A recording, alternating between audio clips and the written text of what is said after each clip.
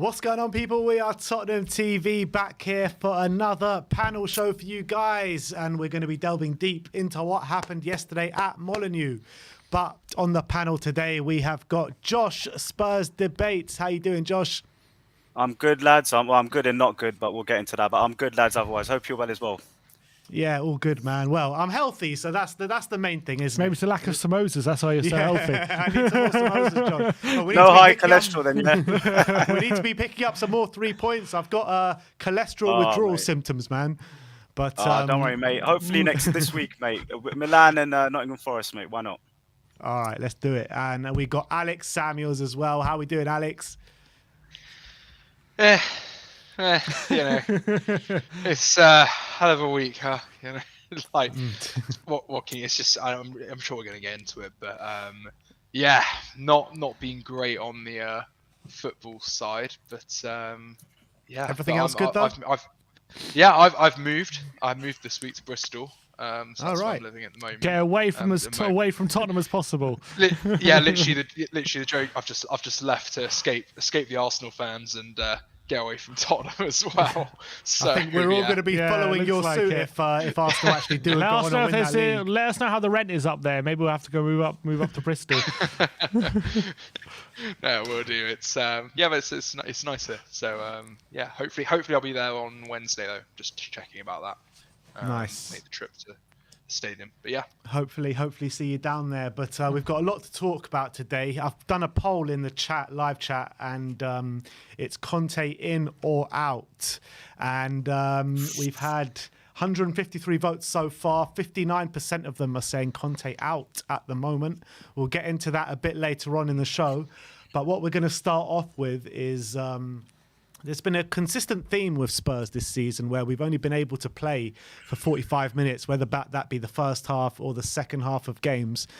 And we want to get into the crux of why that is. We'll start off with you, Josh. Do you have any sort of reasoning why it is that we can only play for 45 minutes this season? Tottenham Hotspur Football Club, mate. That's the reason, mate. We need to change that name, man. Tottenham Hotspur, because yeah, it is a enigma. It is an enigma, Ben and Sim, that we only play first halves or second halves. Mate, that is a big question to start the show off with. I think there's many reasons. I think the managers take blame, and I say managers because that obviously puts Stellini in it for the last few games. I think the players have disappointed mentalities not being there, as well as physical energy. And you then have to blame the board somewhat for not reinvesting in the Jan window, considering what they'd seen for the first half of the season. And they did a little bit of investment, and Porro looks good from yesterday's performance. But maybe we were another player short, maybe a defensive player, maybe a left back to cover Perisic, or a centre back to cover Eric Dyer or Lenglet. So you could blame all three parties, but the majority of the blame goes probably on the players, mate. Really on the players.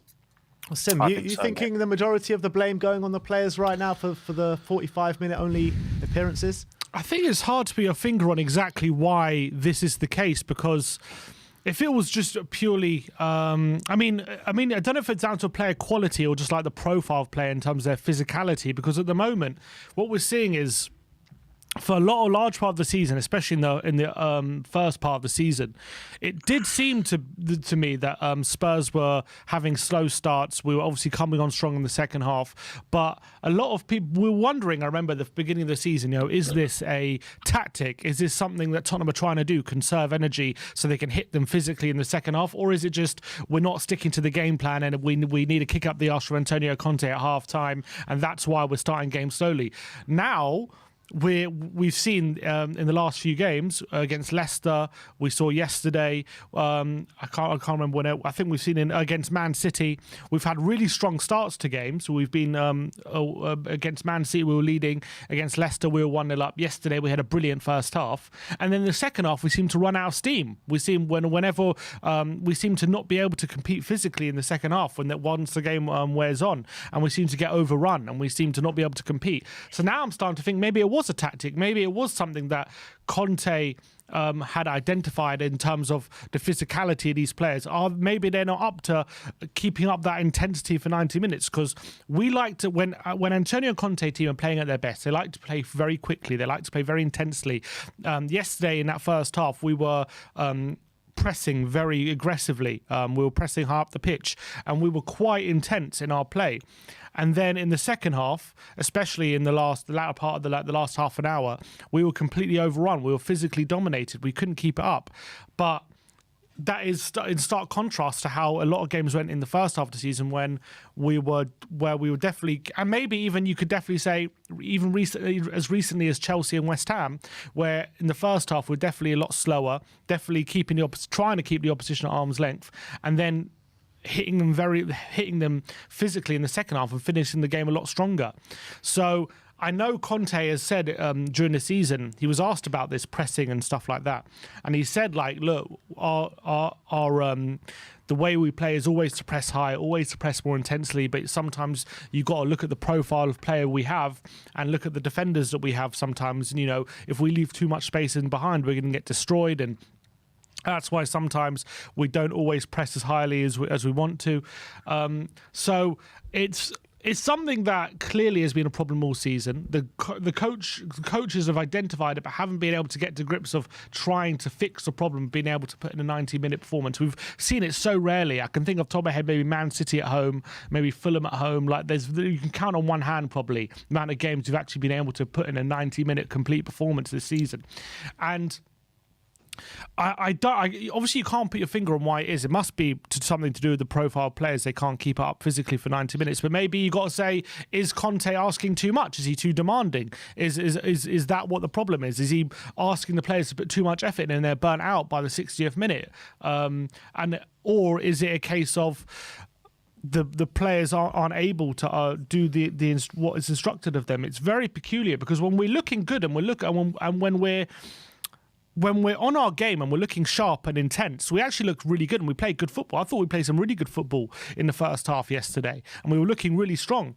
But at half-time, I said this, at half-time on the watch-along, I said, I'm worried because we've played so well, but we can't usually keep this level of performance up for 90 minutes, and we haven't scored. And that's a big problem for me. And lo and behold, what happened in the second half? They will switch things up, and we couldn't keep up our performance for 90 minutes. So I don't really have an answer, to be honest. Sim, can I just say, Sim, before you go around the room, so if the players can only do it for 45 minutes, then how do we not blame the players? Because every other team. I'm not saying don't blame the players. It could be the players' fault. Yeah.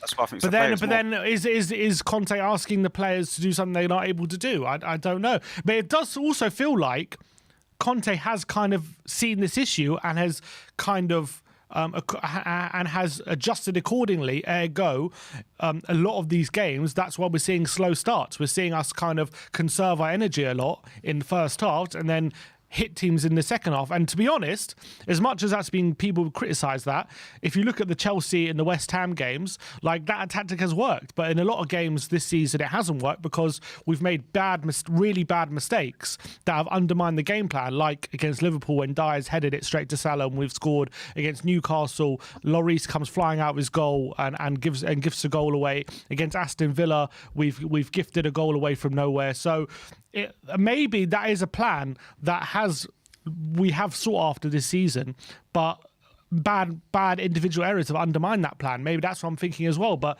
it is a very peculiar one why we can't seem to put in 90-minute performances. Alex, what are you feeling?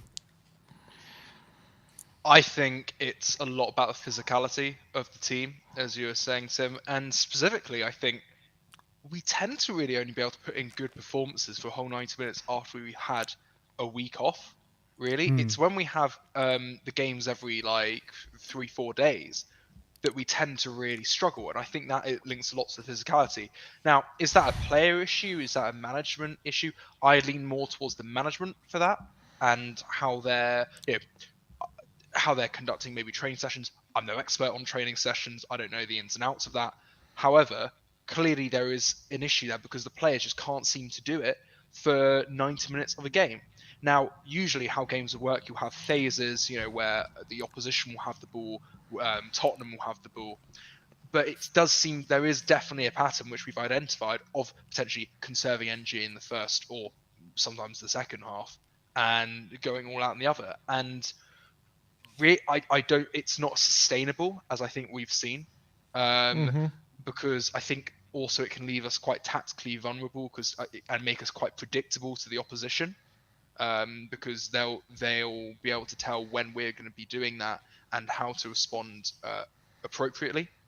So yeah, I actually do put a lot of blame on the management for that. I guess on Conte, because there is, as I think you're right, there is definitely a tactical aspect to it. Yeah, I kind of agree kind of fully with you there, Alex. I think that it is a physicality issue with the players. And if it is a physicality issue with the players, then the management need to adjust that accordingly. And I don't think they're doing that at the moment. But that's the point. Haven't they done that by conserving their energy in the first? Isn't that a tactic? Isn't that the way they're trying to do it? If they're doing that by conserving the energy, then why do we go full out in the Wolves game yesterday? Why are we going full out in some games? I think Wolves yesterday. One of the reasons probably we went all out in the first half is because we want to try and win the game early to conserve energy leading up to the game in Milan on Wednesday, because we know it's a very important game. Yeah, but Sim, if we're going to do that, but if we're going to do that, because Ben's saying, why would we go out full 100 miles per hour if we're going to conserve energy? Then you've got to blame the manager for not subbing out the players around the 65th minute, because then we've done the bit where we've used the energy. So that's where it goes over to the managers, doesn't it, on that point? No, I agree, but we weren't winning. In too many games, we're leaving it till the last 10, 20 minutes to make changes in games. And if the players are not physically up to it, then how is that the right course to take? It makes no sense whatsoever. Specifically going for the Wolves game in particular, I thought some substitutions were awful as well. All of them were awful. How the game was managed, for example. I mean, taking off Porro when he was probably just getting into the game, really, and you could start to see. I don't think he was that good. To be honest, I expect more of him. But you could see some green shoots there of what he was trying to do and getting a bit further forward in some more attacking positions. And he hooks him in I can't remember the minute. It was pretty early. So yeah, and then I mean, what the hell is Dan Juma doing at this club? Like, if he can't get ahead of Lucas Moura, to be honest, I don't know what he's doing here apart from injury cover. To be fair, sure. I mean, I just don't understand. Like, why don't you bring him on ahead of Lucas Moura, who, let's be honest, does this typical thing of making a few dribbles and then it goes nowhere. How is it 2023 and we're still using Lucas Moura as like our first sub to come on when we've got the likes of Richarlison, 60 million, Dan Juma, January loan signing? I mean, how are we still losing Lucas Moura like this? I don't get it. It's tactical, isn't it? That's why he's not made that change on anything but tactical. He's seen something in the middle of the park where he said, Lucas Moura, I want you to do this. And if it's carrying the ball into the final third, which Lucas can do, and then lose it, as we all know, half the time, maybe that was a tactical instruction that I want you to take to basically hold on to the ball more, to retain the ball more. Yeah, basically. Yeah, exactly. But I think that must have been the thinking, because what else does Lucas offer apart from that is what I'm trying to say. But I want to know from you guys if there is a physicality issue with the players and about like trying to keep up that kind of intensity for 90 minutes. Like, how do we solve it? Like, is there a way of solving it? Is it just something we're going to have to put up with from now to the end of the season? Yes. What I'd say is that Pochettino, who obviously there's been a lot of talk about him recently, he was very notorious for double training sessions and working players very hard in pre-season and getting them accustomed to tactical instruction and that sort of thing.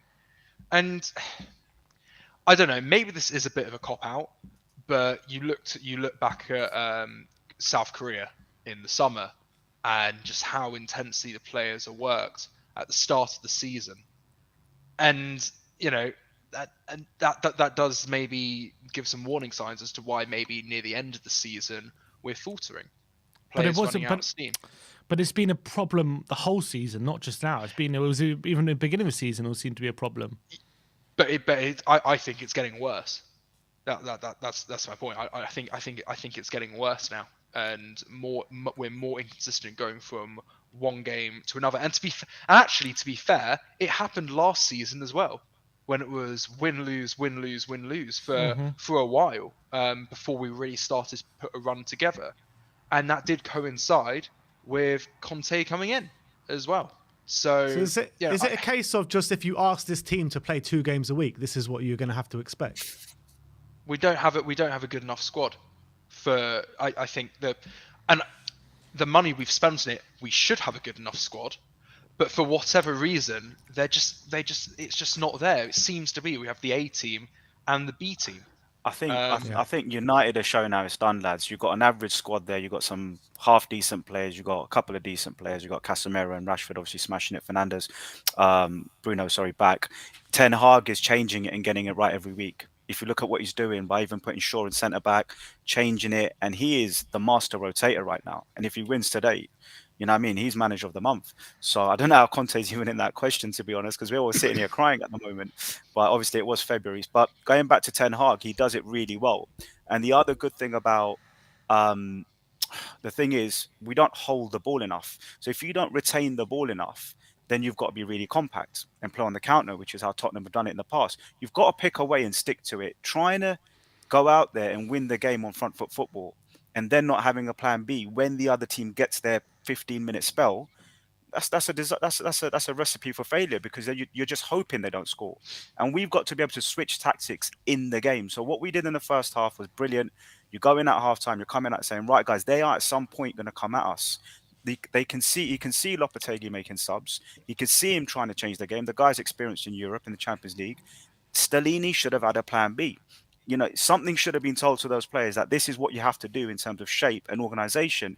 And then if he hasn't done that, he deserves to get, you know, most of the blame. If he has done that and the players haven't followed instruction, and for me, it's obviously the players, because then they should be following those instructions. And that's what Conte's paid the big money for, is to make those subs and to make those tactical changes, especially in the second half, because that's where you can turn it around or protect your lead. And for me, that was the most disappointing thing yesterday, is I didn't see change, nor did I see enough subs or tactical change. And if you look at that left-hand side from Davis, Højbjerg, Perisic and Son, they all played against Sheffield United, right? Away.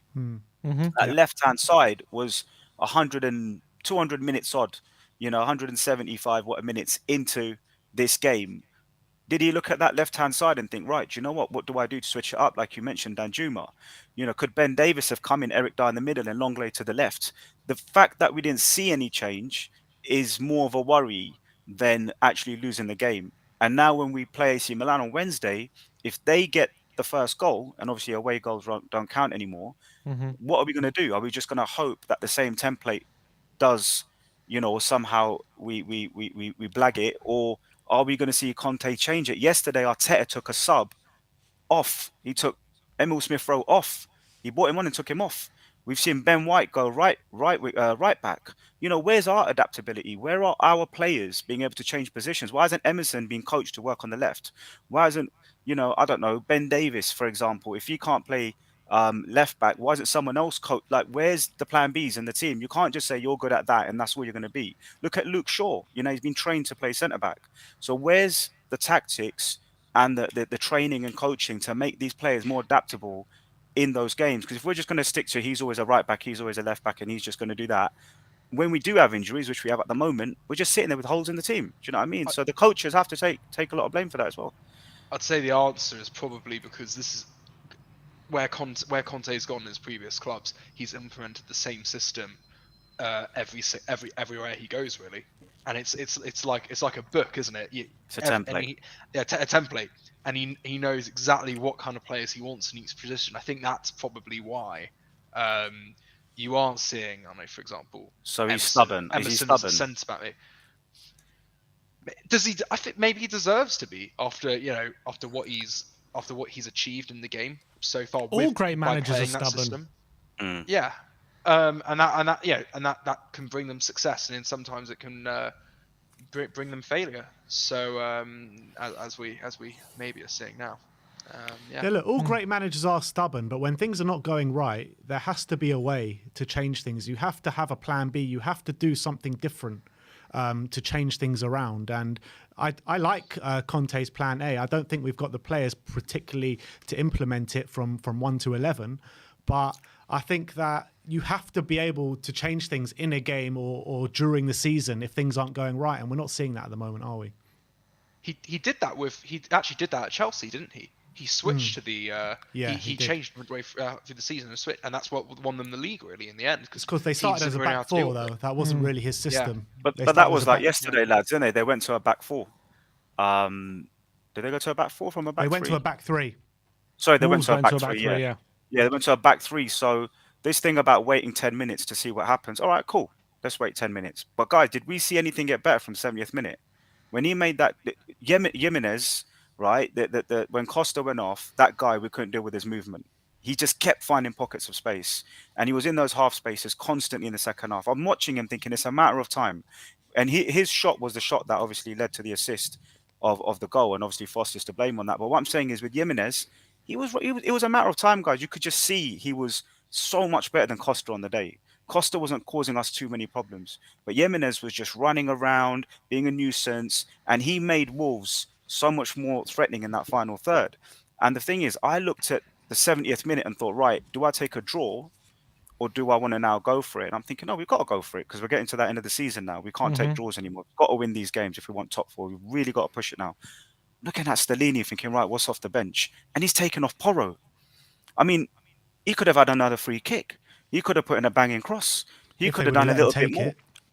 Well, yeah, that's another thing, and that's favoritism, and maybe that's another topic. But for me, Stellini got it wrong. I don't know if Conte's in his ears. I don't know. I mean, normally they have like headphones. He didn't have any headphones in, so maybe he was just getting instructions from someone on the bench. You know, maybe someone was on the phone to Conte. But if someone wasn't on the phone to Conte and Conte's watching it on a screen like us, and he's like, "Sorry, I can't help much from here because I'm seeing, 10% of the game. You guys make the decisions." Then Stellini's got it wrong, or Ryan Mason's got it wrong.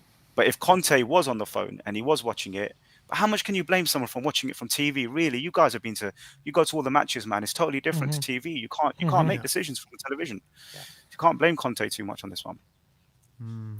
All right, look, let's move on and let's talk about the next topic, which is about Ivan Perisic. Since the World Cup, I think Alex is ready for this one. No, since the World Cup, I mean, he's been nothing short of dreadful, to be honest. I mean, the one thing which we could rely on him was his crossing ability. We're not seeing that at the moment. I think, how many crosses did he put in? He put in about 10 crosses yesterday. Only 2 of them hit a Spurs man. And what is he bringing to the team at the moment? Like, we're asking a 34-year-old to play a wing-back system, getting up and down the pitch, ask him to defend and ask him to attack. He's not doing anything to a particularly good level at the moment. So the question is Perisic past it at this level in the Premier League? We'll start with you, Alex. I'm absolutely gutted about it, to be honest, about what's happened with Perisic, because I thought he was a really astute signing for the club, adding everything we've really asked for, changing club policy to go for a player with what you hope is a winning mentality, who's achieved things in the game, and in his still looked the part when he was playing for Inter Milan was absolutely brilliant last season for them. And he started okay. His crossing ability. He's always been a bit of a defensive liability, I think, whenever he's played for us. But I think that's something, because you're playing through at the back, you can kind of tolerate as long as you can have that attacking threat. But now it's I can't sit here and say I know exactly what's gone wrong, because I think only the management and he himself will probably know exactly what's happened. It's bad. Maybe it's bad form. Maybe I don't know if he's completely past at this level, because you can put in a good cross. I feel like probably Ryan Giggs, if you're asking, could probably still put in a good cross to a striker or something like that. I don't know, a left back or something. We're just not seeing it at the moment, Alex, though, are we? But I think that's really concerning, because also our other options on the left just are not good enough. And the problems we're having at right back earlier on or right wing back earlier on in the season are now happening on the left hand side as well, when we don't have a player who can really carry out Conte's game plan. With Perisic in such bad form at the moment, you're left with Davies and potentially setting on when he comes back. He's injured, so whenever he appears. So yeah, currently it's Ben Davies' ball, which is absolutely brilliant for Conte's system. It's mental, because we've got to a stage where Ben Davis, we're putting him back in that position where a year ago, 2 years ago, we were just like, this guy can't play that position anymore. We've brought in Ivan Perisic, someone specialised in that position. And now, since the return of the World Cup, we've seen better performances there from Ben Davis than we have from Ivan Perisic since after the World Cup. I mean, how crazy is this? But Josh, what are you thinking about Perisic? Look, Perisic is one of these luxury players. He's not a player I would start with in the Premier League, especially away from home and your away record's shit. You're off the back of a loss. You need that win. I would have gone Ben Davis. I would have started Eric Dyer and I would have put Lenglet on the left. I don't care if Dyer's not there on Wednesday and they want to practice this back three. They can do that at Hotspur Way. They can spend all day on Mondays playing three at the back and Eric Dyer can have an ice cream and watch. On match day, you play your best players. You play your best system, you get the points and you get the business done. Listen, if Liverpool win today, we're screwed. If Man United win, it would have basically put Liverpool behind us. So I blame the coaches for starting Perisic. I mean, I was going to come on your pre-match show, but I was a bit busy. I was going to say, please start the same team. Put Davis there, put Longley there. And we've got enough in that top three and in the engine room to win 1-0 or 2-1 away. For me, you don't need to put Perisic on the left. You bring him on around 65 minutes if the game is stretched, a bit like how Sonny came on for Richie. The game's stretched. His pace, his fresh legs, and his final ball quality is more potent in the last third when the game's opened up. We can read the tactics. You know, Wolves might have used a few subs by then. So for me, the coaching staff shouldn't have started him, guys. I would have gone Eric Dyer in the middle, and I would have kept that winning formula from West Ham, Chelsea, and Man City. I would not have touched that back line. I would have left it as it was. Obviously, Emerson was injured. You know, otherwise he goes in as well, and Porro comes in off the bench for me on the same side. Back to Perisic. You can't pass well. You can't tackle well. He doesn't intercept much. He tires. But what he does give you is a final ball. And if you remember the header at the back post, that's what he gives you. You know, that's what he gives you. That the one that you know, straight at the keeper. But that's what he gives you. He can give you that dead ball and find Kane or find a player and switch play quickly. But guys, you've got to do the lesser of two evils. You've got to look at Perisic and go, whilst I might sacrifice his output on the front end, I've got to then, you know, balance his weakness as well. And I feel like if you're winning 1-0, 2-0, bring on Perisic, great, we can contain because we've got something to protect. Until we go 1-0 up, for me, Perisic, nah, I'm not feeling it, guys. I'm not feeling it, man. I think, look, we're going to have to start him at AC because Eric Dyer's injured. So it's going to be Davis and Perisic. And I fear for that left-hand side because that will be the fourth game or the third game. That left-hand side will be playing together from Sheffield United to AC Milan. And AC Milan, all he has to do, right, the manager there, all he has to do is focus on that right. Double up on Davis, overlaps. Lau's going to do it on the left. And on the right, you just double up on him.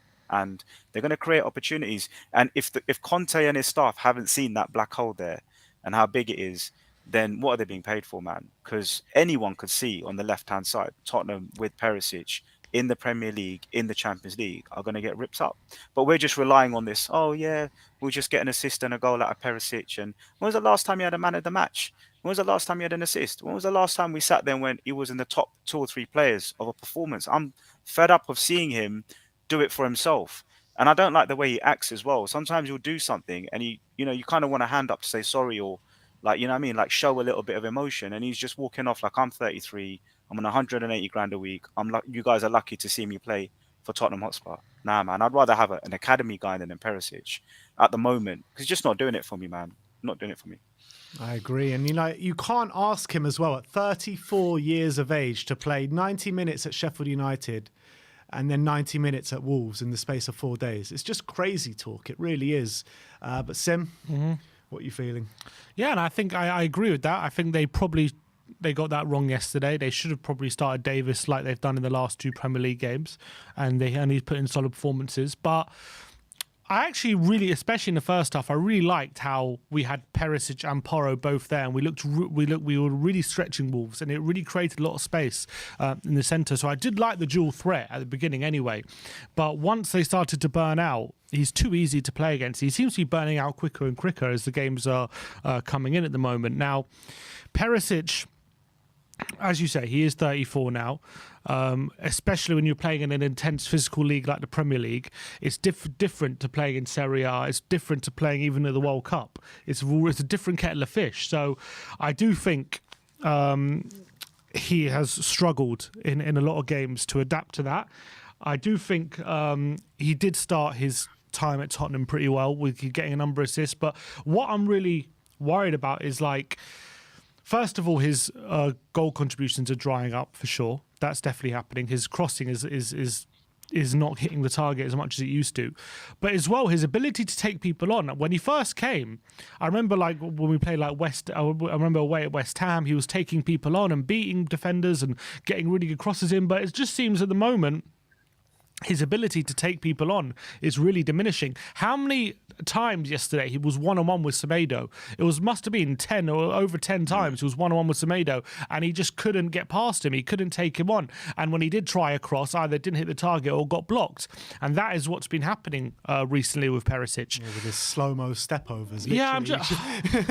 you're just watching it and you're just like, is that real time or am I watching stuff in slow-mo at the moment? It's just like, come on, man.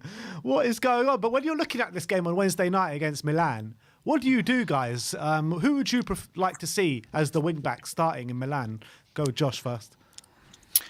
Well, if we lose that game, we've come out of 2 competitions, and if Liverpool win, then we might have even given up top 4. So it could be the worst week of our season. This could be the week where we look back and we go, man, like if we had just got our selection right. So Wednesday, I don't start him.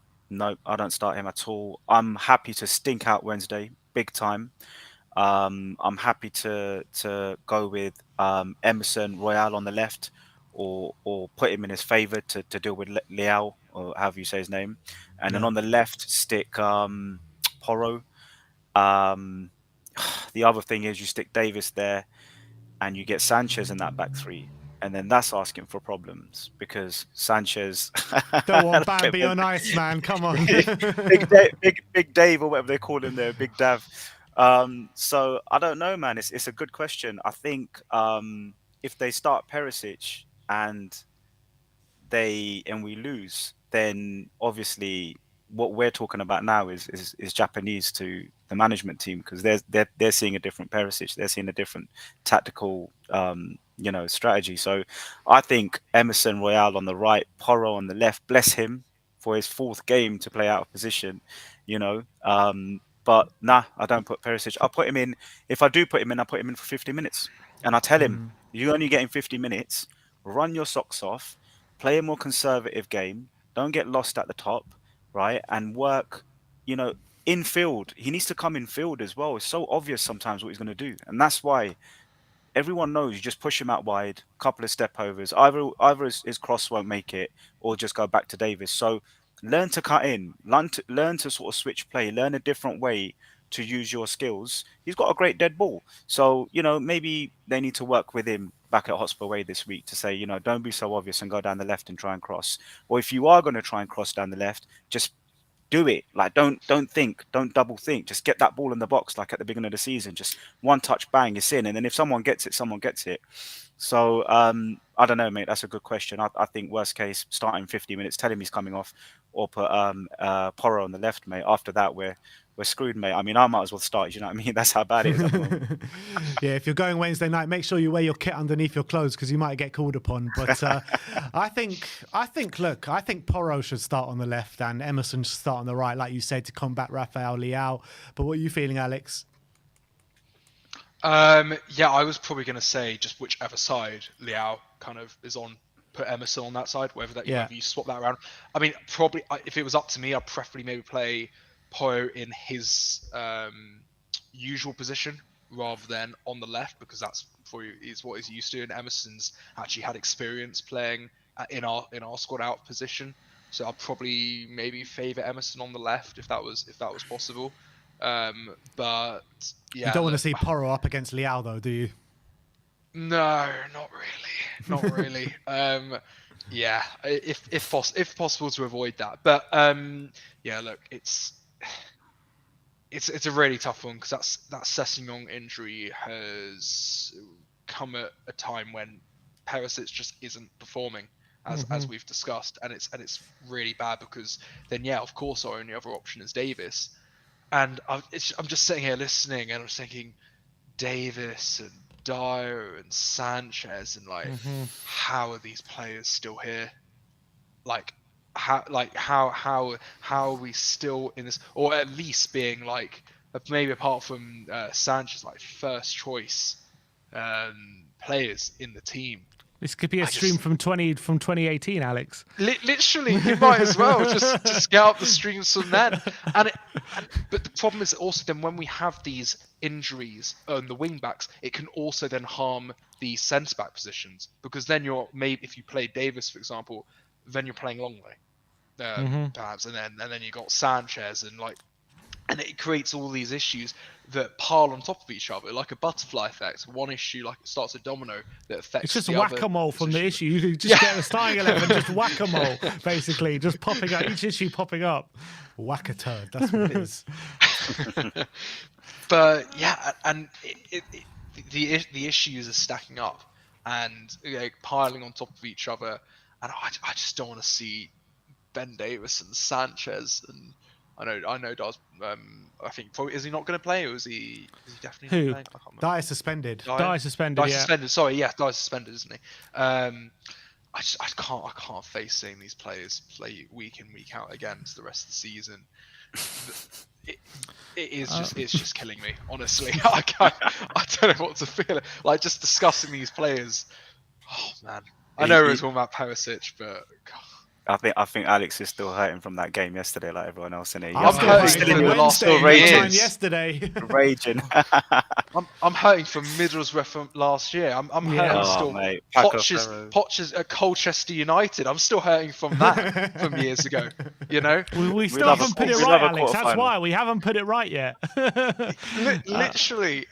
I honestly just want to burst out into a rant. Like, how have we not reached an FA Cup semi-final in the last 4 or 5 years? It is ridiculous. We haven't reached an FA Cup quarter-final in the last 5 years. Quarter-final. Like, what the hell is going on with these players? It is an absolute... They have a mental block in these cup competitions, I think. And part of it, I think, stems from Pochettino and what was happening with him. And we heard it from him in the press conferences. Some of these players were here that it's the...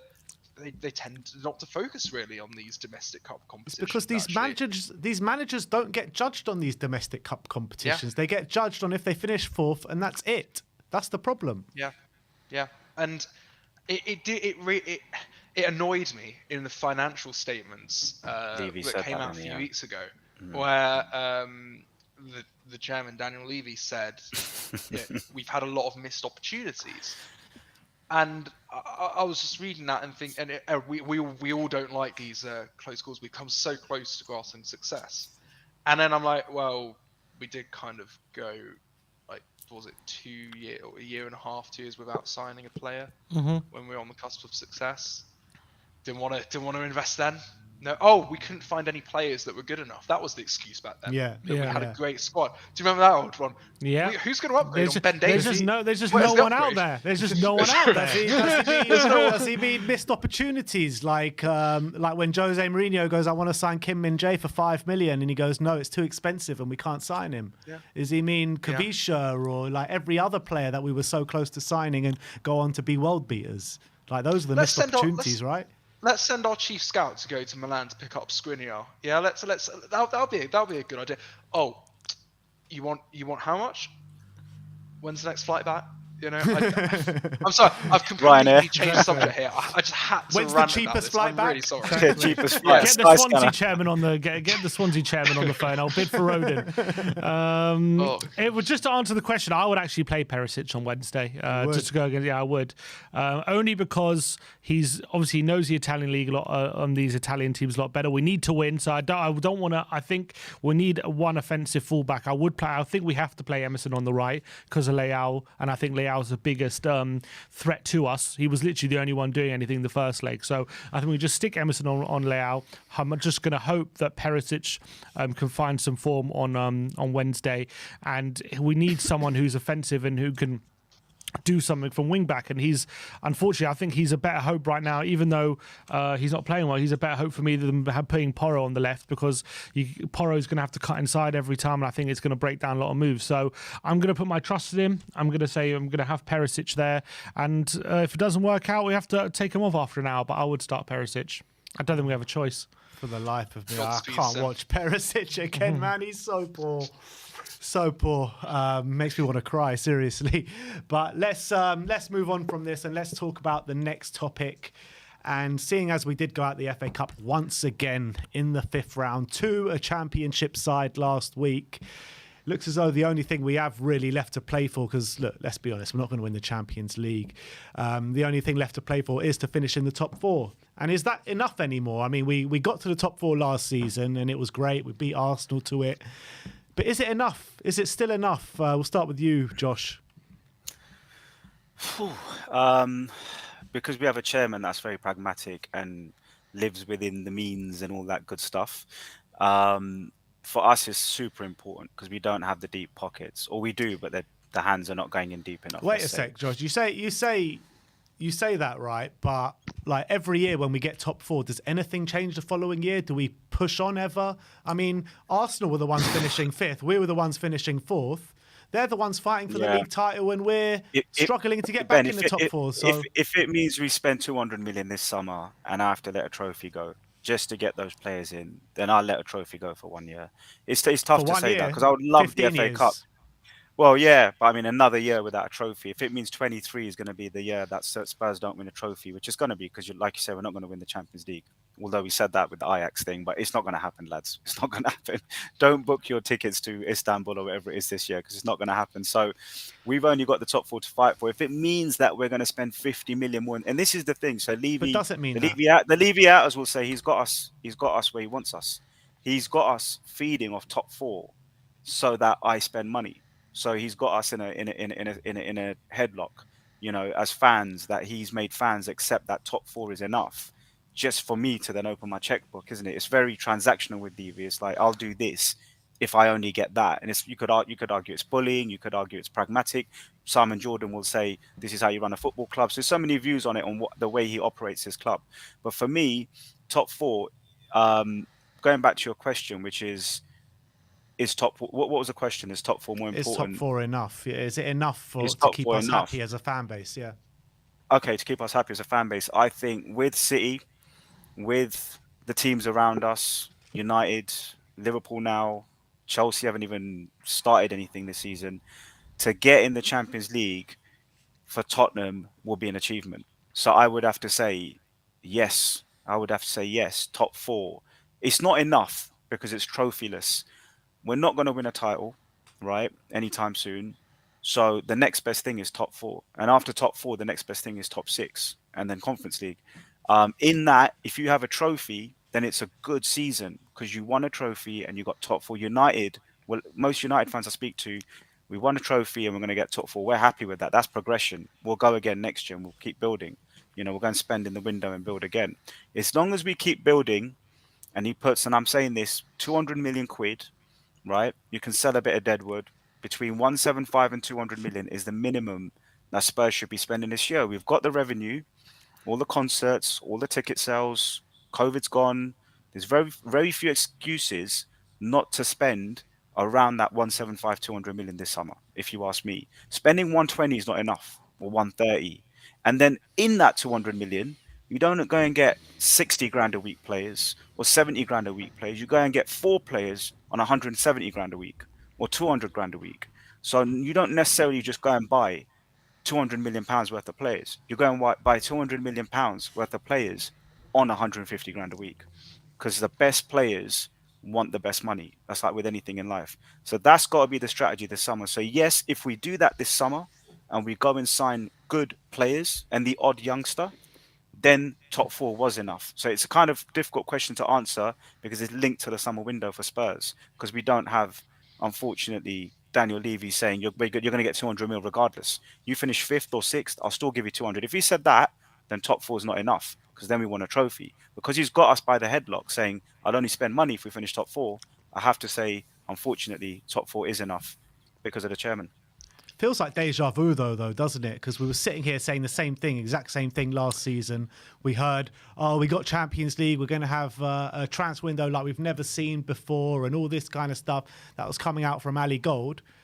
All we're doing is getting top 4 so we can compete for the top 4. I mean, it's just like this never-ending cycle, and it's so frustrating. We literally only get top 4 so we can get back into the top 4. And where's the sense in that?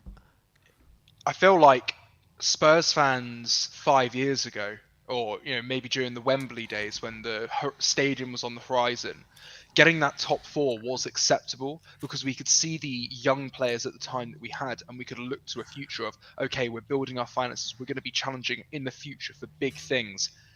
And I think it was tolerable then. I don't think it's tolerable now, getting top 4. I mean, just looking at fan sentiment over the past few days, people are tired of just top 4 over and over and over again. We don't really do anything ever in the Champions League apart from one time where we did do something, but that doesn't seem like it's ever going to happen for a very long time again. So it's just a never-ending cycle, and I don't agree necessarily about the amount of money that needs to be spent actually, and getting top 4 to provide us the finances, because actually the whole point in the stadium actually is to not make us as reliant on other sources of finance, so we can so we have more of a match day finances where we can if we don't get the broadcast revenue that, for example, we were expecting.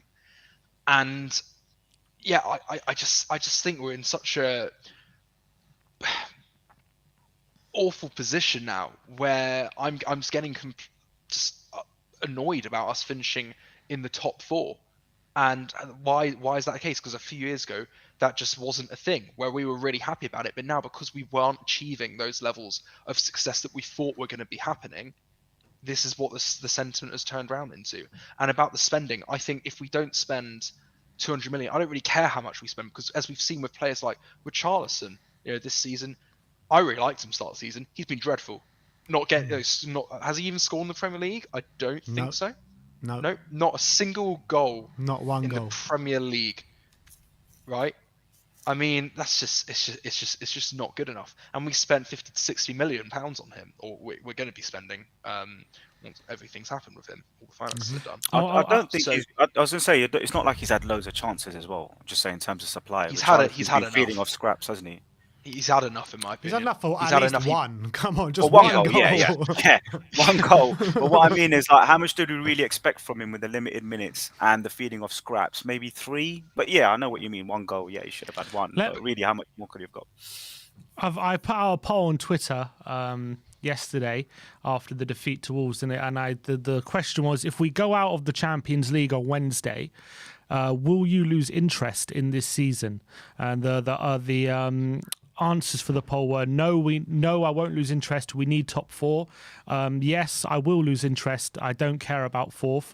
And the third option is I've already lost interest. And at the moment, 54% of the poll is saying I've already lost interest.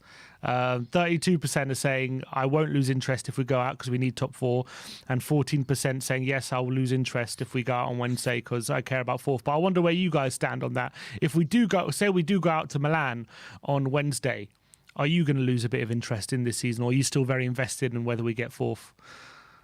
I'll go with Alex first.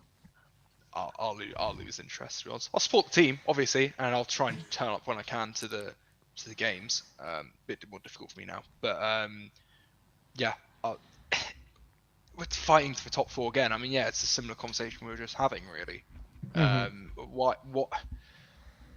It's difficult, and actually, probably my biggest concern actually is more our top players, and are they gonna they're gonna have a few months. That's what I'm worried about. Yeah, to think about. You're looking at Kane. What am I doing here? What am I doing here? Fighting for 4th place. It's just not good enough. And at least as long as we stay in the Champions League, at least there's that veneer that we're still fighting for something big. Absolutely, it's like a carrot on the stick, isn't it? Yeah. Keep trying to get it. Keep pulling us along. Keep pulling us along. Literally, that is Spurs. That is Tottenham. But as soon as we exit the Champions League, then that veneer's gone. Exactly, and that's why it is so crucial Wednesday. And if we do go out, I'm gonna be gutted and lose interest really in what's happening. But again, support the team, but of course, you know, Josh, what would you vote in that poll? The question being if top fours, if No, we go out on Wednesday, if we lose on Wednesday, then will you lose interest in this season if we do no, go I out of won't the lose Champions interest. League?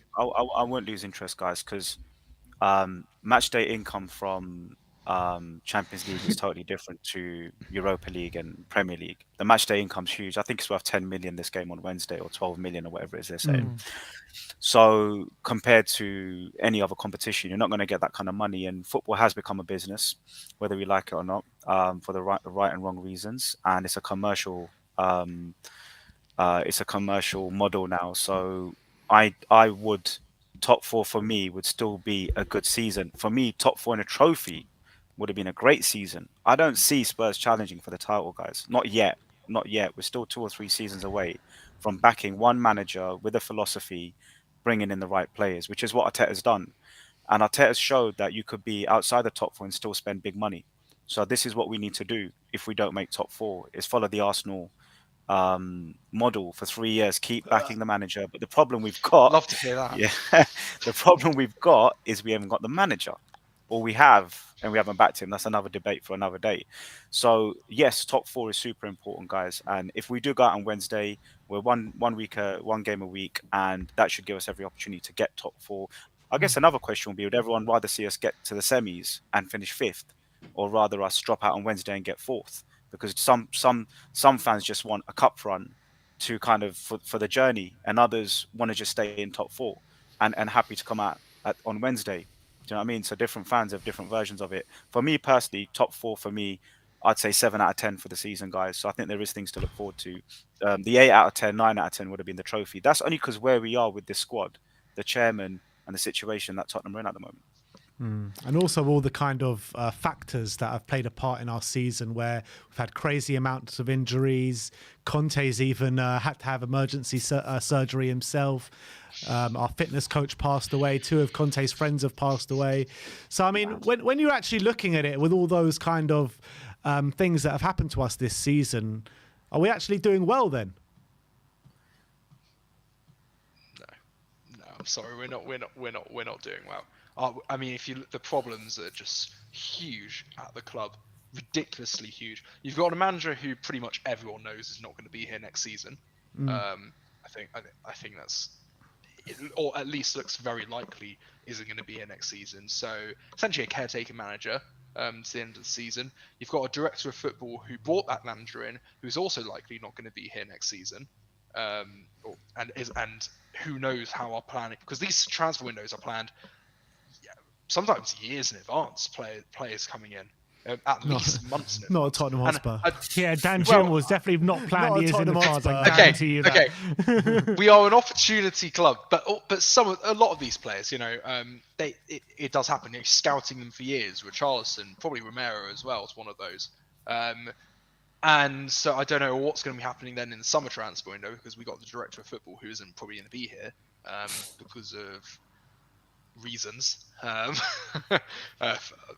dubious reasons. So, and then you've got key players who also aren't probably going to be here as well, or are going to be sold. Maybe Harry Kane is in that bracket. So yeah, it's not looking good, bruv. It's not looking good, bruvs. Yeah. I hear that. For me, when it comes to this question, will I lose interest? I mean, I won't obviously lose interest because I'm so invested, but I can honestly see a lot of fans once we go out of the Champions League. I can obviously see a lot of fans like not really caring about what the results are once we exit the Champions League, because I do think that once that slight possibility of a trophy finally extinguishes, like another trophyless season, I don't think interests a lot of people right now. And I think the fact that we did get top four under all those circumstances last season and we just weren't able to capitalize on it, I just think that it makes fans think that that's going to, like, where's the hope that we're going to do that next season? Where's the assurance that if we do get top four, that's going to be a good springboard to build off for next season? Whereas if we've seen United and Arsenal finish outside the top four, and that's actually helped them in a way, finishing outside the top four to get their teams together. So I don't know. I'm obviously. I think Wednesday is a bit of a make or break in a way. Like, we need to keep this season alive, and I think if the season might be extinct, might be dying if we go out on Wednesday. I really do. I don't know if I think the main point as well, what Alex said, like the players, a lot of these players in this team, like Kane especially, like if we do go out of the Champions League, like I do worry about like where their head is going to be at in terms of. I think last season everyone saw top four as a real achievement, and I think everyone banded together and really everyone got together, everyone's on the same page, and we got that top four. But now at this stage, I don't know if everyone's going to put in that extra little bit just to get top four again. You know what I mean? I think. Can I just say, Sim? That was I'm just worried about that. As well. That was yeah, and of course, exactly. That was also very helpful. But yeah, no, 100%. That's absolutely right. What I would say is, if we were to get to at least a semi-final of the champ, I know it's asking a lot, but if we were to get to the let's say we got to the semi-final of the Champions League. Let's say we got to the semi-final of the Champions League and finished fourth. I think that would be a pretty good season. But if we were to go out in the last 16. I don't know if the players will have it in them to drag themselves to top four if that's all they have to fight for. That's what I'm worried about. Are we going to be able to play 2 games a week all the way to the semi-finals? That's another question. We won't have to. We won't have to because we're out the FA Cup. So it won't be 2 games every week. It'll be whenever Europe's back. You know what I mean? So. I don't know. But it's a good point. On the weeks that we do have to play 2 games, we'll be up to it, and that's a very good point. Will Levy let Conte maybe rest a couple of players in the league in those games, if there's still a chance of top 4? I think Champions League is different to domestic. You have to say it is. Of course, it's different to domestic, but he wants to get back into that top 4 by hook or by crook. And does he believe that it's actually realistic that we're going to win the Champions League?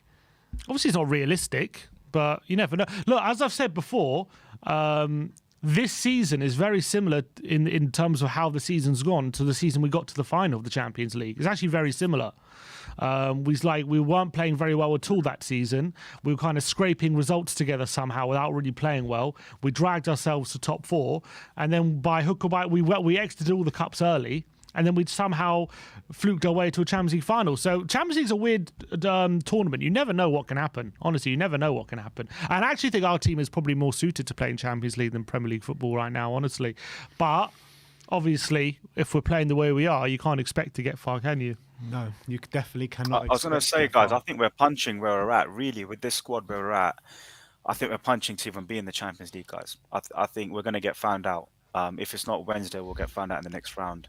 So to even be in this competition, if you think about it, the squad we've got is for me not good enough. It's not good enough at the moment. So if we're talking apples for apples, Tottenham are lucky to be in the Champions League right now. If we're being honest, the way we played this season, with the amount of cock-ups, the amount of just the crap we've dealt with on and off the pitch. You mentioned there with Conte and Perisic, with the injuries, we're punching to be in the Champions League now, and I'm sure the odds reflect that. And so do the recent results. We don't have a squad that can battle it on a Wednesday in the Champions League, and then do it on the weekend. So at some point, we either just screw both of them up, or we get selective and say, right, we come out the Champions League, but we make sure we're back in it next year. We then have a good summer window, and we make up for the mistakes of this year. Because football, the good thing about football is you're always it's ongoing, isn't it? It's like, where we messed up this season, it's just whether we correct the mistakes of this season in the window, and then we get better. Because fans are cool with progression, not small progression, like good progression.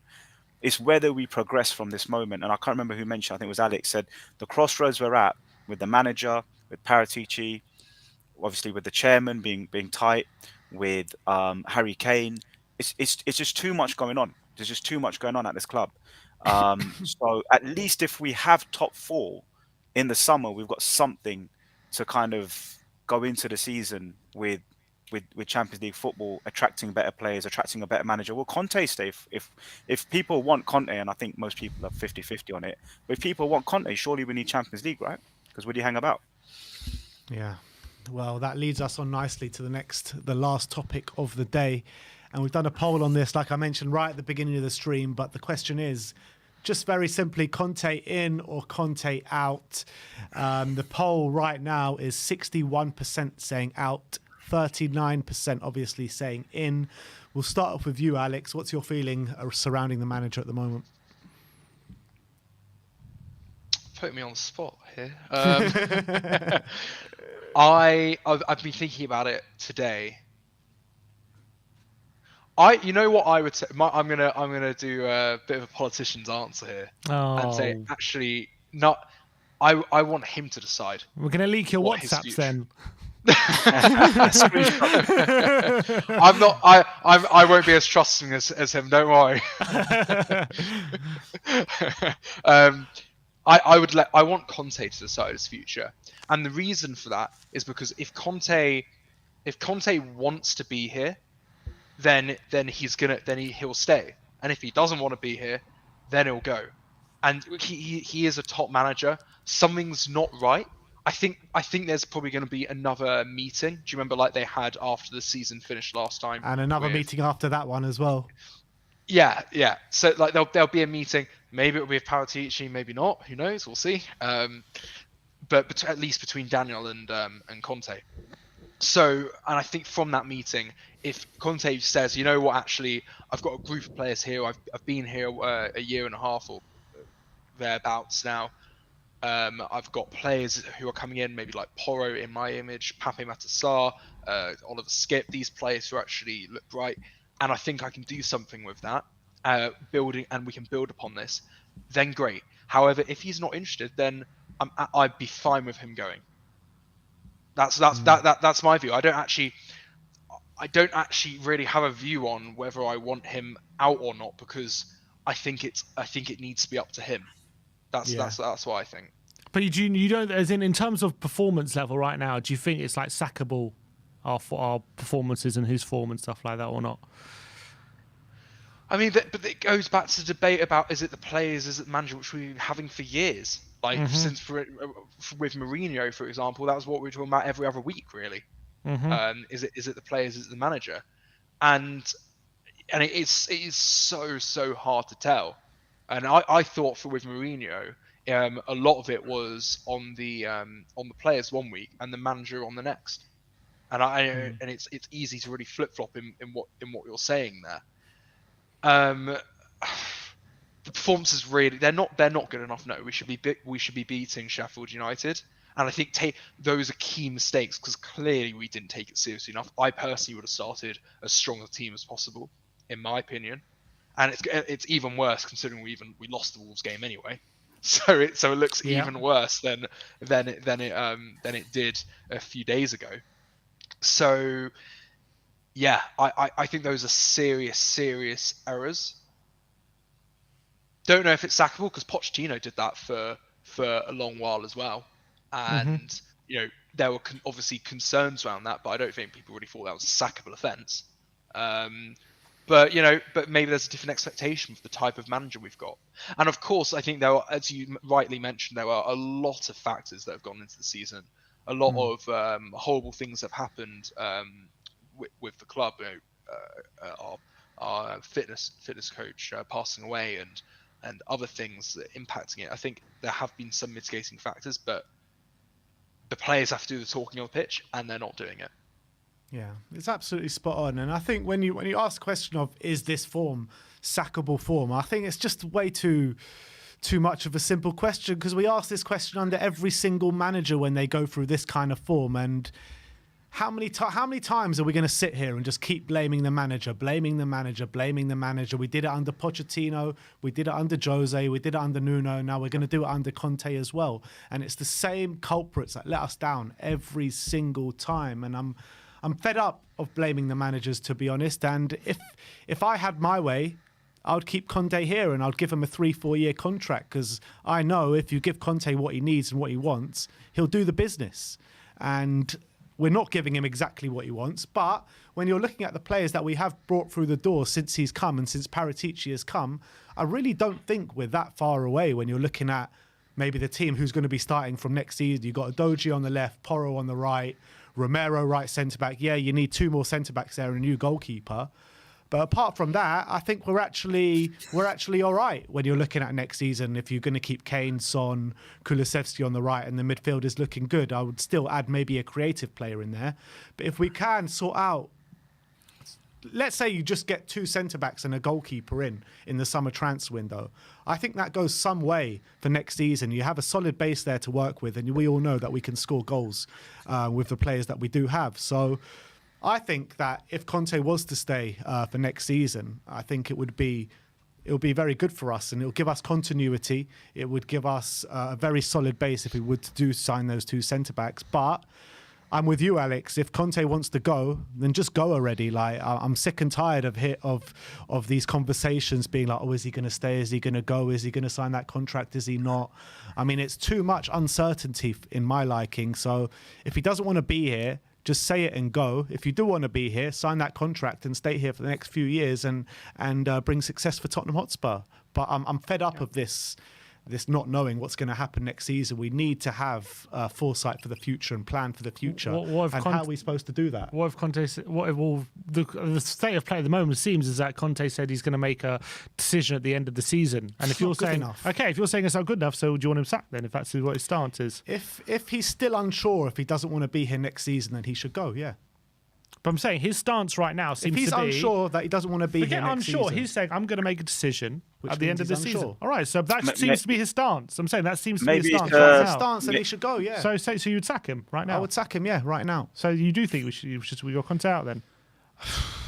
I want my first preference is for Conte to stay. Easy, Sim. I'm just saying. Like I said before, my first preference is for Conte to stay. I want Conte to stay. I want him to sign on the dotted line for the next 3-4 years. Mm-hmm. But if he doesn't want to do that, then he should go. So we shouldn't allow him to make a decision at the end of the season then? He should have made the decision already. Right, but there's reasons why he hasn't. What are the reasons? All the foul personal problems, everything going on in his life. So He's not sure. How long is it going to take him to make this decision? End of the season. Why are we waiting till the end of the season? So we not can't him. Plan. We can't plan anything. Conte is waiting till the end of the season. So he's holding us back all this time just because he can't make a decision. Like, correct. We need to look into the future. We need to plan. Okay, that's fine. I'm saying right now, Conte's stance seems to be he's going to wait till the end of the season to make his decision. Like he's done it at many other clubs. He did it at Inter Milan. He's done it at Chelsea. He's waiting to the end of the season to make a decision whether this is going to be the right thing or whether it's sporting problems or personal problems, whatever. It seems to be that is his stance. So I'm saying if that is his stance, then you say we should sack him. If that is his stance, saying, I'm not making a decision till the last day of the window, regardless of anything that's going to happen, regardless of... Not last day of the window, end of the season. Make any planning, like, how is that good for our football club? There's no way that is good for our football club. How? It's not good for our football club. So then why shouldn't he go? I would say is that the club also have not been as receptive over giving Conte a new contract as well. I think at the start of the season, there was a big effort to get him to sign, but now it seems that's kind of. I actually think they've kind called of on aligned. it. Yeah. Yeah, they're kind of aligned on actually. Let's just. I think it's best we just wait and assess the end of the current campaign. So but again, I think once those conversations happen, it should be done. And I do think there was actually another aspect which we've kind of touched on, that's clouding this entire season. And it is what's happening in the other half of North London, unfortunately. And I do think that is having an effect on how fans are viewing what's happening with our own season. Whether that should be happening or not, whether we should be focusing ourselves, it is clearly having an effect on the fan base as a whole. And it's an extra pressure. A negative, everything, that extra pressure. We lost both times to Arsenal this season. We didn't do our job to put a dent in their title challenge, those sorts of things. Which, and if they do actually end up managing to do it, I'd be interested to see the effect that will have at the end of the season, if any. But I think go on, Josh. What were you thinking? I think the Arsenal thing weighs down on Conte and every Spurs fan right now. You can't hide from it. They're smashing it on the pitch, they're smashing it, with results. They're going to, St. Tottenham, unfortunately, is only around the corner now. I was thinking about yesterday, but when does that day even come now? Let's just get it over and done with.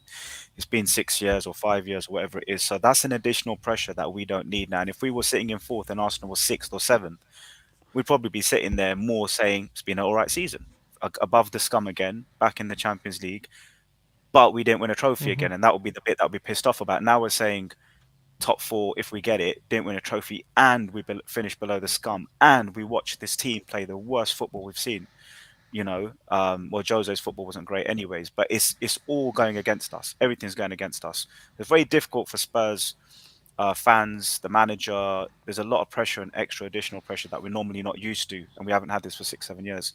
But whether he should stay or not, I think if both parties are just waiting to meet at the end of the season, which looks like it. Don't forget, Paratici's integral in this. Is his uncertainty causing more uncertainty in the room? Is it almost like you sort your legal stuff out?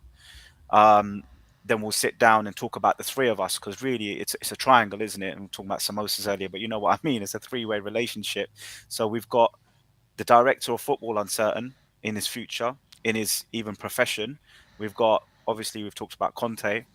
And then we've got players like Kane and whatnot, key players. So I think it does make sense to let things see where we are in a few months with all three aspects of that, and then sit down. And if Paratici's looking like he's going to be guilty, we say thank you very much and see you later, mate. We're not going to hang about and wait for that day. We're not going to hang and wait with you. We're not family. If it looks like you're not getting out of this, then we're going to let you go. And then you bring in a new sporting director, and then maybe we turn a whole corner with a new philosophy, with the manager, with the attractive football, if it's Pochettino, whoever it is. So I think a lot of this is based on not just Conte, it's Paratici as well.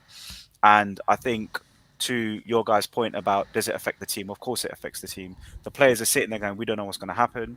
The only advantage I see is that Conte is saying, you guys finish top four for me, or get, do well in the Champions League, and I'll be here next season, almost like a teacher or like a parent trying to motivate you to do something more. But that sounds a bit kind of, we're not kids here, we're adults. Do you know what I mean? So is that really working? Is Conte keeping this carrot saying, "Oh, perform well for me, and I'll be here, and I'll be here next season"? I'm not so sure, man. But that could be a tactic too. Maybe he's just playing.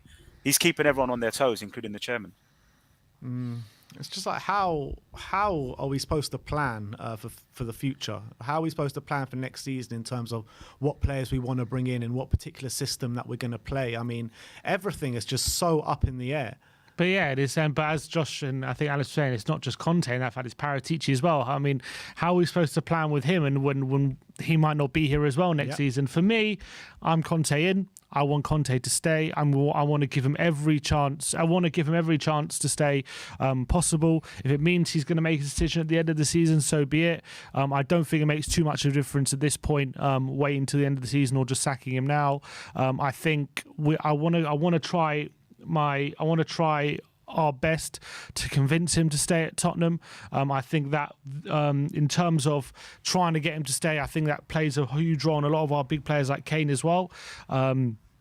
In terms of trying to convince Conte to stay at this football club, I can't see us getting a better manager right now than Antonio Conte. And I do think a lot of these factors like surrounding the season have contributed to the difficult season we have had. Yet we are still in the top four somehow right now as things stand, and obviously still in the Champions League, albeit only for a couple of days. But I think once we exit the Champions League, if we do exit on Wednesday, then I think basically, while we're still in the Champions League, I think we have to stick with Conte and stick by him. But if we do exit early, and then maybe there's a conversation to have with Antonio Conte. But I think whilst we're in the Champions League, I don't think we should. I'm definitely Conte in. Sim, can I ask you a question? If we get, say, 2 points out of 10, or we have dreadful form over the next 4 or 5 games, and the fan base turns on him, would you still turn around and say, no, we should stick it out with him? What, and we're still in the Champions League?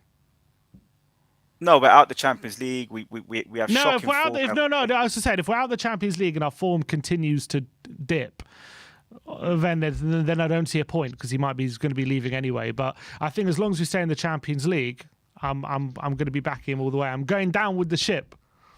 What I'd say is that each of the managers we've had previously, towards the end of their tenure, you started getting leaks from the dressing room coming out about players being unhappy, and the training sessions are too hard. Haven't heard anything from. It's been very, very quiet from that front, and that does maybe show that there was a lot of the players that are big fans of Conte. They like him. I think that shows. You see, like for example, our best players like Kane. Kane has a great mentality. He wants to think of himself as a winner and aligns with managers like Conte and Mourinho. I think that it does such a lot. I didn't see a team yesterday not playing for the manager as much as all the problems we had. I didn't see a team not playing for the manager. I don't think that's the issue at the moment. So I think we should do our utmost to try and keep him and convince him to stay. I really do. I think that's my stance at the moment. But I do. I mean, maybe it's just a social media thing, but definitely Conte out definitely does seem to be growing. But I mean, I don't know if it's just. I don't know if it's the majority of the fan base or it's just what you see in social media. The more of the Conte out thing at the moment is due to the way we're playing football at the moment and the style of play, which I completely disagree with. I mean, obviously I'd like to see more exciting football. But like I said before, my first and foremost feeling is to keep Conte at this club because I know he can do something special if he is to stay here for the future. But I don't know, man. I think, Ben, the question on that is if the football's so crap now, is it always going to be crap? I mean, Chelsea fans will tell you the football wasn't great. You know, it wasn't great on the eye. I mean, it was we got results, but it wasn't great on the eye. You know, and there were fans in the Chelsea fan base that said, "Yeah, all right, I'll put up with it. It wins us a Premier League, great FA Cup." But it was a hard watch. So I don't think this football is going to change. I don't think better players are generally going to change the football, but the results will change. And sometimes, you know, you look at performances and the better the players, the more attractive the football doesn't necessarily always mean great results. And we've seen that, you know, you can play great football and lose, or you can play the Conte ball or Jose ball and win. And fans have to decide what they want. Do they want to be entertained or do they want to be winning? And when you take the two left and right of that, you can't get best of both always. Yes, the scum is doing it now. Yes, Pep Guardiola is doing it now. Klopp is suffering, and that's probably more down to player personnel than it is generally Klopp football. But Conte's football is this. It'll be slightly better with better players, but the football won't change. The philosophy won't change. No one should expect expansive, amazing, great tiki-taka football at Tottenham with Conte there. Get used to this football. Just get used to better results if you're going to be Conte. And that's what I would say to Spurs fans. This football's not going to change overnight. He did it at Chelsea, and he likes playing this way. This is the way he wins. There's many ways to win. I would say that sometimes we actually do have nice football. And I think that we're being extra defensive because he wants to compensate for the poor players that we do have at the back with Eric Dyer and Davinson Sanchez, Ben Davis, you know the rest of them, Perisic as well. And I feel like I said before, that once we get that solid base, if we were to sign two top centre-backs in that position to play in a back three with Romero, I think you'll see better. I genuinely believe you'll see better football. Maybe not the Pochettino high-pressing, crazy football that we had then, but you'll see better football than what we're seeing right now. I guarantee you that.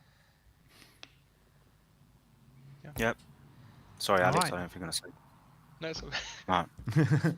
Right. But look, I think anyone want to make any closing comments? I think that is that for today. Yeah.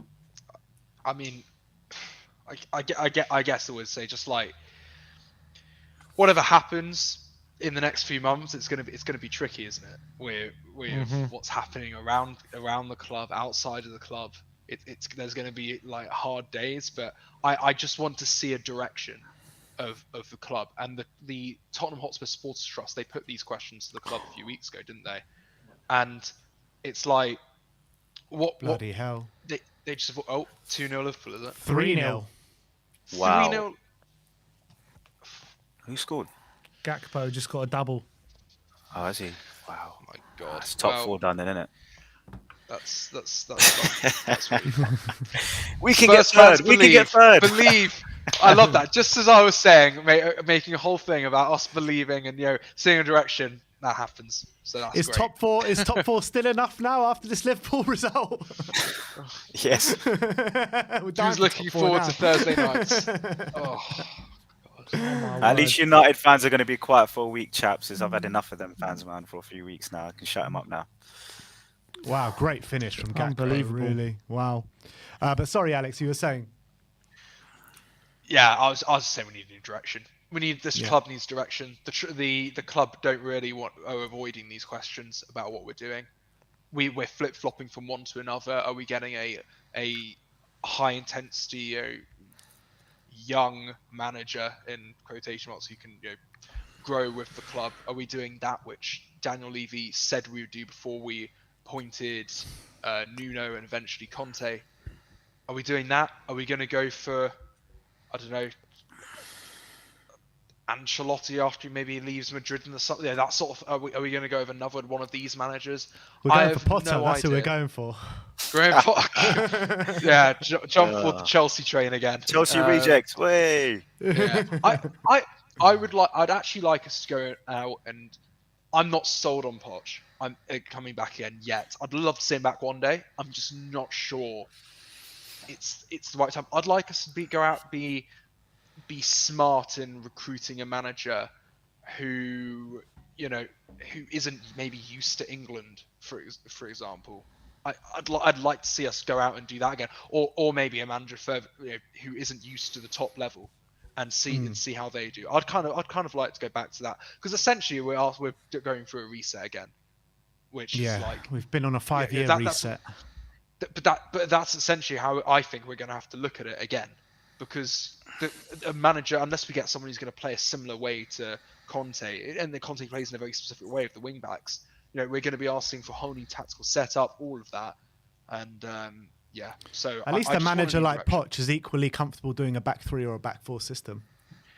I mean, yeah, although I can't remember. It was in the 2000. It was a Champions League season. I remember we kept on switching from a 3 to a 4, and we just never really seemed to settle on one. And I remember the back 3 being especially problematic.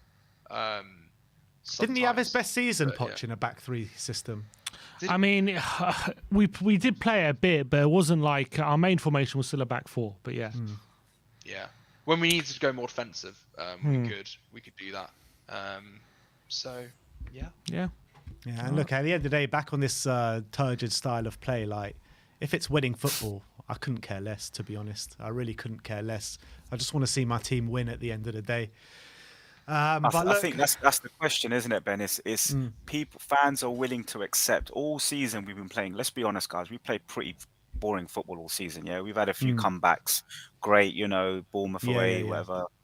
But let's be honest, right? Without those comebacks, we'd be like 8th. We'd be down there, right? So without those comebacks, someone should do a calculation. If they take all the 90-minute winners out of Tottenham's league results, where would we be? And I'm sure we'd be 8-9 points below where we are.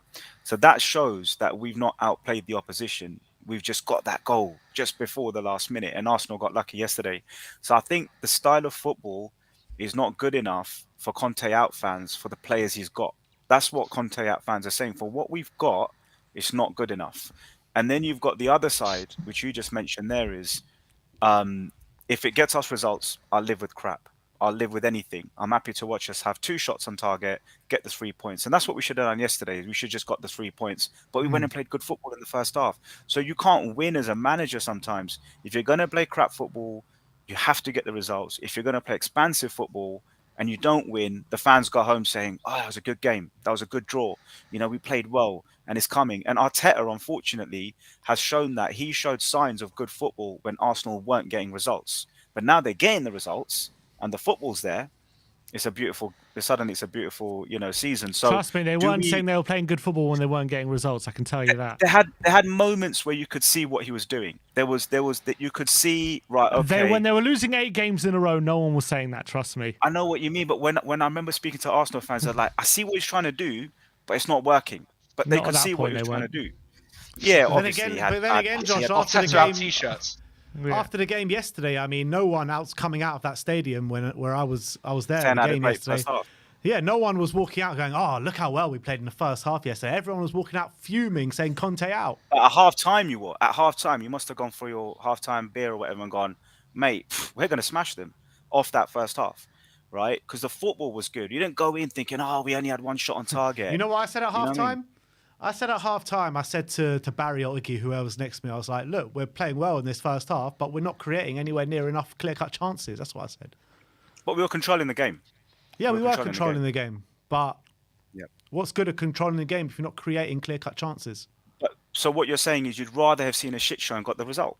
That's Yes, what you'd rather have seen. 100%. Yeah, which is what we've seen this season. But You not tell enough. me one. But not enough. You tell me 3 games where we've controlled a full 90 minutes and won. I can't think of any, man. None. We I think haven't. there are Just actually maybe one or two. Maybe that's it. 2. One or two. Yeah. Yeah. So on that basis, Conte's doing a crap job. But if we get top 4, then everyone forgets about the football because. And again, how many points do you reckon we've dropped because of the injuries that we've had this season? Like, do you reckon it's a high number or a low number? I mean, your goalkeeper being out isn't great, is it? I mean, he gave away enough points just being there anyway. That's actually that's points. true. That's not the Okay. opposite. Bad example. Look, I think it all adds up. I think is the answer. With Basuma, you're losing an option there, even though he hasn't really been that great this season either. All these things add up. We had mid-season, you had various players missing here and there. But again, all clubs have these things. All clubs do. Arsenal have Gabriel Jesus missing for basically over half the season, I think now, maybe half the season. Yeah. So, and that's their main striker, and they had someone who's come in fill the void, who did a pretty okay job. I think most people would agree. So, yeah, all teams have it. Look at Chelsea. Look at Liverpool. It happens. Yeah, I think the Romero one's been a killer with the hamstring or whatever it was. The abductor, the hamstring. Of the season, yeah, it was just constant in and out. He'd go to Argentina, he'd come back. I call it Argentina syndrome. Argentina, it's proper disease, that isn't it? You can't shake it off. Yeah. But the thing is, I think that one's the ones that's killed us in terms of points. Because without Romero, let's be honest, guys, Sanchez, Dyer, you could put any of those guys in there. And without Romero, we are half the back line. Absolutely. So for me, that's been the key miss. If you said to me one injury that you could have reversed, that's the one for me, man. The others maybe carry some of them, with Skip coming in doing a job at where Bentancur is. But Romero's one's been a killer, man. Absolute massive killer. And if he had been fit all season, where would we be now? We probably have more points. Yeah, I'd agree with that. But look, I think that is all we have left today. I mean, I think we've kept you guys here for longer. And there's not that. Right. How long left of the United game? What, half an hour still? And it's 3-0. Unbelievable. But Josh, thanks for coming on today, my friend. Where can people find you? Thank you. You can find me on Spurs Debate TV, and there's another channel called Footy Fanatics as well, where there's a few of me and 3 other guys now. We're doing top 6 debate every week on a Sunday night. Tonight, 9 o'clock, come and join us. 9 o'clock, Footy Fanatics. Yeah, come and join us, lads. Come on, if you want to come on as guests, we've got a space tonight as well. Footy Fanatics, 9 p.m. every Sunday, Big 6 debate, where we have a fan from each Big 6 club. So they just give their views, and we have a bit of bants on that, and we get a bit personal as well, so it's good fun. I think you're going to get a bit of a rowdy Gooners and rowdy Liverpool fans today, that's for sure. I'm getting it, man. Yeah. But yeah, good luck for that tonight, Josh. Alex, you want to plug anything anywhere can find you? Oh, sure. Hot takes on Twitter at RundownA. Hot Tottenham takes. At RundownA. All right, brilliant. Well, thank you guys so much for coming on today. And we'll see you all very soon. But thank you, everyone, for joining in today. Like, subscribe, and comment. And as always, come on, you Spurs.